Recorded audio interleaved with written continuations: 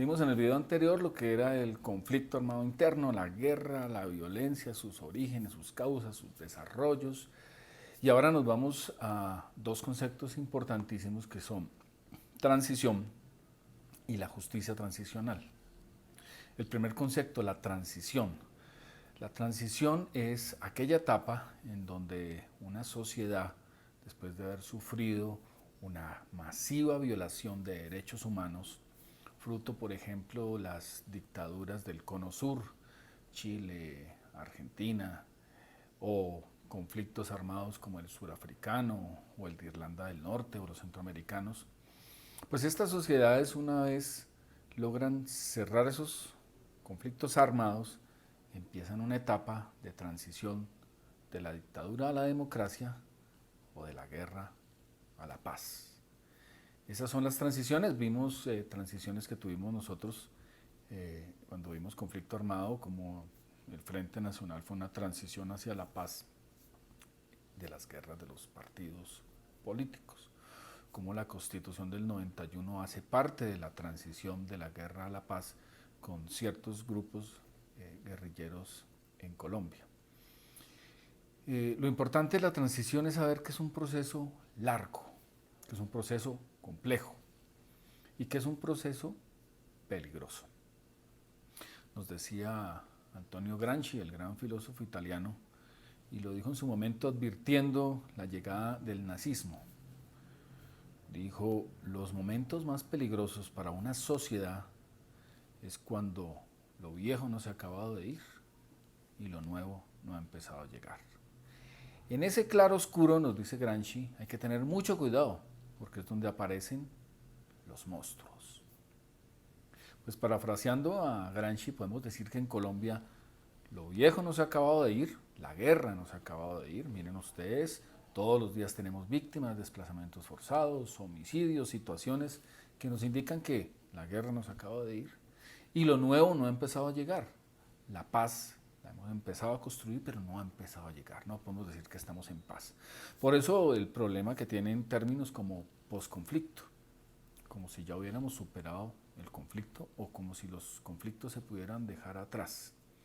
Por eso aquí hablamos de una transición en la cual este país emprende un camino para buscar la paz y la reconciliación. Esa es la transición en que nos encontramos. Una transición dura, difícil, que va a durar muchísimos años y que necesita unas políticas públicas para la paz, para que esa transición, ese tránsito de la guerra a la paz, llegue a buen puerto. Y el segundo término que tiene que ver mucho con este es el de justicia transicional. Pues la justicia transicional nace porque las transiciones antes se hacían bajo la lógica de hay que pasar la página y para que haya paz, pues no nos tenemos que poner a ver si hubo culpables, si hubo delitos, no tenemos que conocer la verdad, simplemente pasemos la página. Entonces la justicia transicional se plantea un problema ético que son las víctimas. Y la justicia transicional lo que nos viene a decir es, ojo, hay que pasar la página sí, pero hay que leerla antes y hay que saber qué sucedió. Y entonces empieza un primer reclamo de la justicia transicional, que es la verdad. Pero va más allá los planteamientos de la justicia transicional y dicen, pero ojo, es que aquí hubo crímenes que no se pueden ir dejando pasar así porque sí, porque ese grado de impunidad no es bueno para la sociedad. Esa transición no va a darse de buena manera si dejamos que haya impunidad sobre graves crímenes cometidos en el marco de las dictaduras o en el marco de los conflictos armados. Entonces nace la necesidad de los sistemas de justicia transicionales, precisamente porque lo que había que vencer es la impunidad que generan los sistemas ordinarios que son incapaces de juzgar, de investigar y de sancionar a criminales que estuvieron inmiscuidos en violaciones masivas de derechos humanos. Por poner el caso colombiano, pues el aparato judicial es incapaz de investigar, de juzgar y mucho menos de sancionar un crimen de las dimensiones del desplazamiento forzado, en el cual tenemos más de 7 millones de víctimas. Es incapaz de juzgar un crimen en el cual tenemos decenas de miles de víctimas como la desaparición forzada. Es incapaz de juzgar el reclutamiento forzado de menores.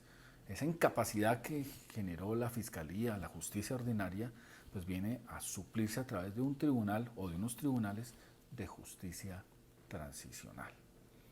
Entonces la justicia transicional empieza con ese reclamo de verdad, ese reclamo de justicia, ese reclamo luego de reparación a las víctimas y por último el cuarto pilar de la justicia transicional, que son el derecho a las garantías de no repetición. Entonces, esos cuatro pilares configuran lo que se denomina justicia transicional, que es la forma de tramitar las transiciones sentados en los derechos de las víctimas y, por extensión, de la sociedad misma.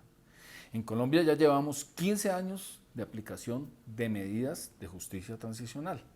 La primera gran medida de justicia transicional, la primera gran experiencia, pues viene siendo en el año 2005 la Ley de Justicia y Paz. Fue la primera que adoptó esos requerimientos internacionales que nacieron a partir del Estatuto de Roma y a nivel americano a través de los requerimientos que hizo el Sistema Interamericano de Derechos Humanos. Pues viene la Ley de Justicia y Paz. Luego tenemos una experiencia que es la Ley de Víctimas y de Restitución de Tierras. Y por último tenemos la experiencia de justicia transicional que traen los acuerdos de La Habana a través especialmente del Sistema Integral de Verdad, Justicia, Reparación y No Repetición. Por esa vía tenemos, miren ustedes, ya dos jurisdicciones penales especiales encargadas de precisamente investigar, juzgar y sancionar los peores crímenes de guerra. Tenemos la jurisdicción de Justicia y Paz, que en este momento aún se halla investigando y sancionando los crímenes cometidos por los grupos paramilitares. Tenemos la Jurisdicción Especial para la Paz, que ha asumido los crímenes en primera instancia de las FARC y de la Fuerza Pública. Tenemos una jurisdicción especial agraria encargada precisamente del delito del despojo de las más de 6 millones de hectáreas a los campesinos colombianos y una unidad administrativa de restitución de tierras. Tenemos otros mecanismos de justicia transicional como son los encargados de la memoria histórica. Entonces tenemos el Centro Nacional de la Memoria Histórica y tenemos ahora la Comisión de Esclarecimiento de la Verdad. En el marco de la Ley de Víctimas nació todo un sistema de atención y reparación a las víctimas, el SNARI, el Sistema Nacional de Atención y Reparación Integral a las Víctimas, y en el marco de los acuerdos de La Habana, del punto quinto y del Acto Legislativo 01 de 2017, se crea el Sistema Integral de Verdad, Justicia, Reparación y No Repetición.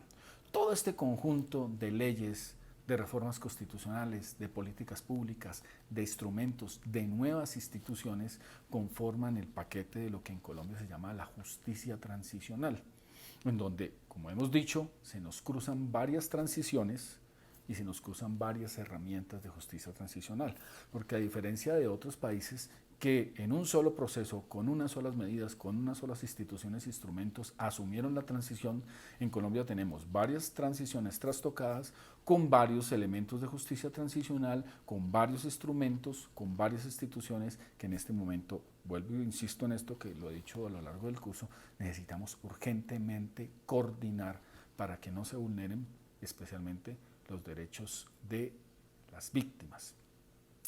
La transición no es algo fácil. La transición, como lo advertía Gramsci, está llena de monstruos. Esos monstruos hoy los podemos ver, por ejemplo, en los asesinatos de los líderes sociales, entre ellos líderes de víctimas, que no han cesado desde la firma de los acuerdos. Y llevamos cientos de líderes sociales asesinados. Incluso en medio de esta crisis del coronavirus, de la cuarentena, los sicarios no han respetado ni siquiera la cuarentena y han seguido en medio de la crisis de la pandemia asesinando líderes sociales. La transición es tan difícil que vimos una reconfiguración de los grupos armados. El no copamiento del Estado de los territorios generó que en esos territorios que abandonó las FARC pues creciera militarmente el ELN, por ejemplo, se crearan disidencias de la misma FARC, llegaran grupos paramilitares, llegaran BACRIM e inclusive llegaran grupos criminales transnacionales como el cartel de Sinaloa.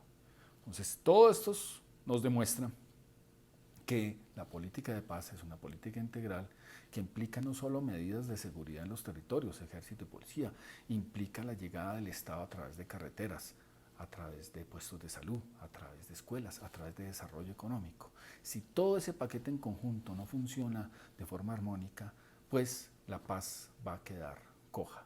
De eso se trata las políticas públicas para la paz y de eso se trata las políticas públicas para las víctimas, de ver la integralidad de todas las acciones conjuntas que Estado y sociedad tienen que hacer para que esa transición, vuelvo y repito, llegue a buen puerto y logremos la tan anhelada paz y reconciliación nacional.